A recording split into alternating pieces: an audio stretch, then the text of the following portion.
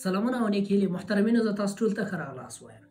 راځو نن موږ د پی سی پی په اړه باندې خبره کوو چې پی سی پی څه ته وایي، د پی سی پی کار څه ده او موږ له پی سی پی کوم کار اخیستلی شو او د دې ترڅنګ به دا هم ووایو چې د پی سی پی ډیزاین یا د پی سی پی قسمونه به هم ورسره ډسکس کوو. راځو له نومه ظاهره ده پی سی پی ګورې دا یو مخفف یعنی یو شورت فارم ده، د لونګ فارم ده پی سی پی. پی printed C circuit B board یعنی print سوي سرکټونه په بورډ باندې printed circuit board. نو نن موږ لرو 7 پوینټ چې په دې ویډیو کې موږ کور کوو.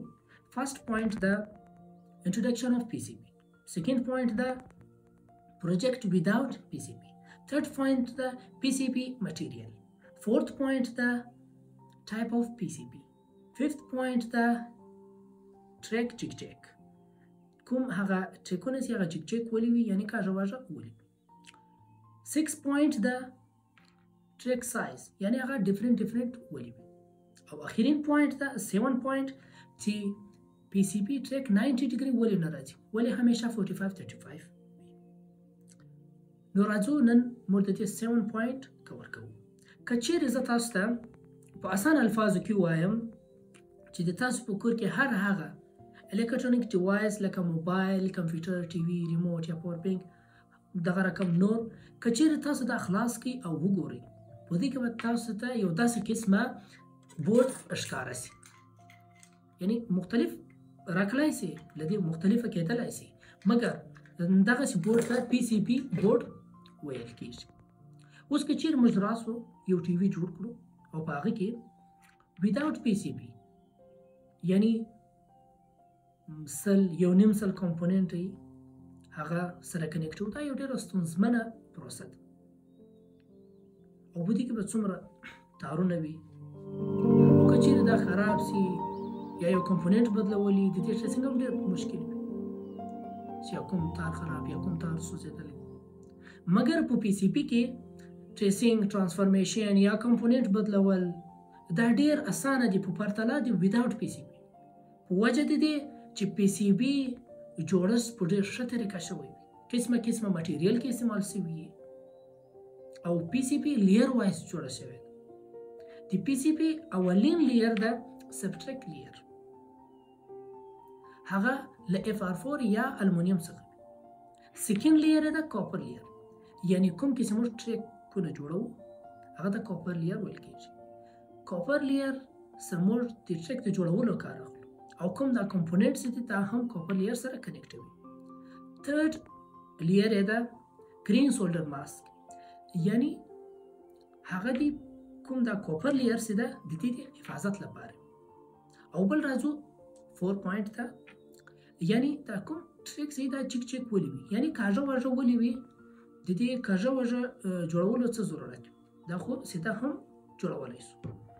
ګورې د دې یو غټ ریزن دا ده کله چې یو آی سی ته 4 سیګنل راځي له مختلف ځایو سره مختلف کمپوننټ سره دته سیګنل راځي او دا ټول موږ سیم غواړو. نو د دې د برابرولو لپاره اوس که فرض که یو سیګنل له لرې ځای راځي یو له نږدې ځای راځي نو د دې لپاره هغه کوم نږدې کمپوننټس دي هغه ټریک ته موږ چک کوو هم په دې خاطر چې د ټولو لینت او ویت باید برابر سي ټول په یو وار او په یو وخت باندې آی سی ته کرنټ ورکړي. او بل دغه کوم پی سی پی ټریکس د دې سایزونه سي ډیفرنٹ دي یا مختلفه دي هغه خو له کوم د کرنټ سي د لدې سره تعلق لري. که چیرې موږ سمپل کرنٹ پاسول وغواړو د دې کوم ټریک سي ده هغه به نری. که چیرې موږ هیوي کرنٹ پاسول وغواړو د هغه لپاره باید ظاهره خبره ده چې ټریک باید لږ موټه وي. او بل کوم دغه پی سی بي ټریک سي ده یعنی دا 90 ډیګري ولې نه راځي ولې همیشه 45-35. د دې هم غټ ریزن دا ده کوم آر اف سیګنل سي ده هغه په 90 ډیګري باندې کار نه کوي. آر اف یعنی ریډیو فریکوینسي آر اف سیګنل هیڅ وخت موږ نشو کولای چې په 90 ډیګري باندې موږ ترانسفر کړو. نو د دې لپاره همیشه د دوی کوم انګل سي هغه 45 یا 35 عموما 45 او بل په پی سی بي کې چې کوم هولز وي هغه د دوه لیر د ټریک د جوړولو لپاره وي. نو دا د موږ د نن ورځې یو مختصره درس. نن موږ د پی سی بي کوم هغه بیسیک یا کوم بنیادی شانو د هغو په اړه باندې موږ څه خبره وکړو. ان شاء الله تعالی نیکسټ ټایم به د پی سی بي د جزئیاتو په اړه باندې خبره وکړو. ښه وخت ولرئ.